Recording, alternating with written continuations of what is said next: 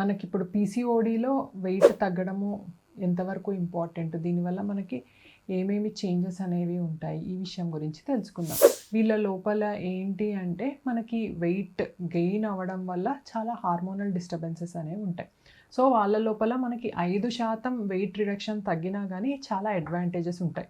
ఎట్లా అంటే మనకి పీసీఓలో ఈ ఇన్సులిన్ రెసిస్టెన్స్ అనేది కొంచెం తగ్గి ఇన్సులిన్ సెన్సిటివిటీ అనేది పెరుగుతుందన్నమాట. దీనివల్ల మనకి స్పాంటేనియస్గా కూడా ఓవ్యులేషన్ అవ్వడము, పీరియడ్స్ అనేవి సక్రమంగా అవ్వడము, లేదు వాళ్ళు మెడికేషన్ తీసుకుంటున్నారు పిల్లలు అవ్వడానికి అంటే కొంచెం ఆ మెడికేషన్కి రెసిస్టెన్స్ అనేది తక్కువైపోయి సరిగ్గా రావడము ఇట్లా జరుగుతుందన్నమాట. సో పీసీఓలో కూడా మనం ముఖ్యంగా ఏం చెప్తాము అంటే మనం ఇచ్చే మెడికేషన్ కంటే ఎక్కువ లైఫ్ స్టైల్ చేంజెస్ అనమాట. మెయిన్ వెయిట్ తగ్గడము, exercise, so healthy diet, food habits తీసుకోవడము, ఇది చాలా ఇంపార్టెంట్ అనమాట మనకి సక్సెస్ఫుల్ ప్రెగ్నెన్సీ రావడానికి.